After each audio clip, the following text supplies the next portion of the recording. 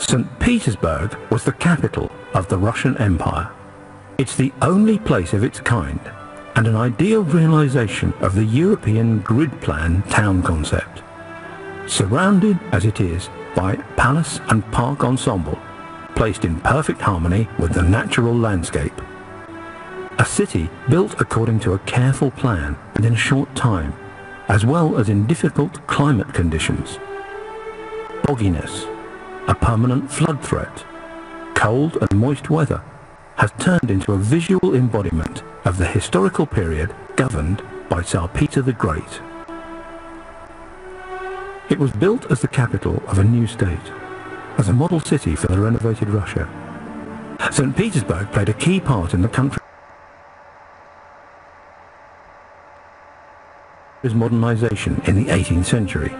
Here were placed the residences of the Russian emperors, the newly established Academy of Science, Academy of Fine Arts, the largest museum in Russia, the Hermitage Museum, as well as the first Russian railway line that was laid between St. Petersburg and Tsarskoye Selo. The cultural landscape of St. Petersburg and its surroundings is unique. Different historical periods and different styles of architecture, ranging from Baroque and Classicism to modernism and constructivism, provide the city and its suburbs with great visual diversity. Nevertheless, the historical appearance of the city centre of Russia's northern capital remains intact and authentic. Its primary virtue is in the harmony between nature and architecture.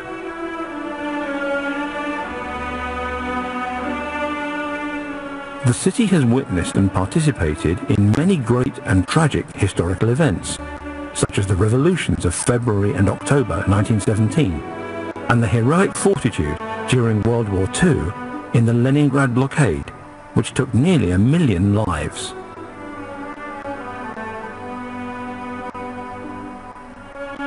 Having gone through the unprecedented challenges of the 20th century, the city remains symbolic and fundamental to Russian culture, education and science.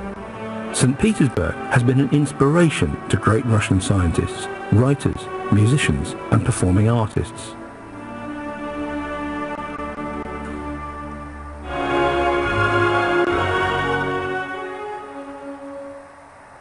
The Moscow Kremlin and Red Square constitute the center of Moscow, the old capital of the Muscovite princes, the Russian Tsars, the Soviet government, now the President's residence.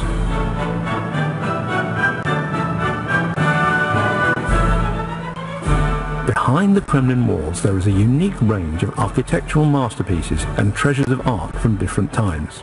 There are great cathedrals, the Cathedral of the Annunciation, the Cathedral of the Assumption, the Archangel Michael Cathedral, the bell tower of Ivan the Great. There are gorgeous palaces, the Grand Kremlin Palace, the Terem Palace, the Palace of Facets. Among the famous buildings there's St. Basil's Cathedral, situated in Red Square. Its harmonious look with the visually stunning, colourful domes, its effect of verticality and the old galleries make it one of the most recognised architectural objects in the world. The Kremlin, together with its circle of walls, enriched with the 5 gates and 29 towers, resembles what used to be the old wooden Grad, established by Russian Prince Yuri Dolgoruki, approximately in the year 1156, on top of a hill next to the Moskva River. Later partially rebuilt in white limestone by Prince Dmitry Donskoy, and once again by Grand Prince Ivan III, the Moscow Kremlin became a striking example of a defensive installation that can be found at the core of many old Russian towns. The Moscow Kremlin became the birthplace of various new forms of Russian architecture. The numerous cathedrals, towers and chambers are heavily influenced by the Italian Renaissance. This can be seen in the features of the Cathedral of the Assumption, built by the architect named Fioravanti, and in the features of the Palace of Facets. In the same period, using the methods of Milano engineering, the Kremlin towers were built by the architect Solari. Most of all, the Renaissance reflected upon the classical capitals of the Archangel Michael Cathedral, built at a time when Moscow is the Third Rome idea turned official. Beginning in the 13th century, the Kremlin became the arena for the most significant events in Russian history. Here the Tsars were crowned, planned their military campaigns, held courts, issued edicts, and eventually passed away. In the 20th century, Moscow again became the capital of Russia, instead of St. Petersburg. Here the Soviet government was situated.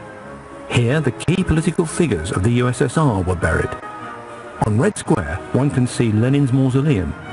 Currently, the Moscow Kremlin, as before, is the very center of Russia's political administration and home to the residency of the president. Nevertheless, many of the Kremlin buildings are open to visitors.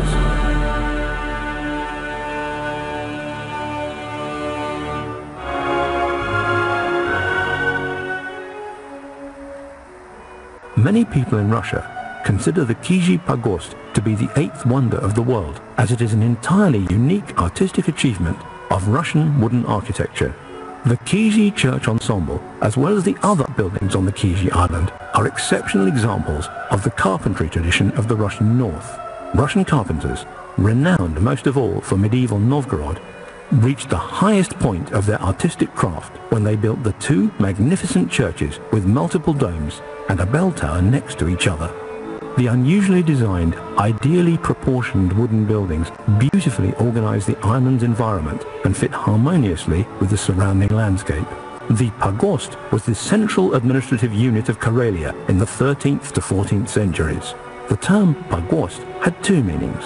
The word was used to describe the place where the churches were built, along with a graveyard, but it was also the name for the administrative district, a united group of villages. The churches were built right into the center of the district. The Kizhi Pagost, composed of the summer Transfiguration Church and the winter Intercession Church, is a striking example of the building group typical for a sparsely populated region of medieval Orthodox settlements. In such settlements, preachers were confronted with the challenge of working across the widespread Christian communities in tough climatic conditions. The traditions of the Russian peasants' self-government, their carpentry craft and their Christian culture were partially lost in Soviet times. Today, with the help of the museum preservation area Kizhi, along with the proactive attitude of the local people, they're being restored.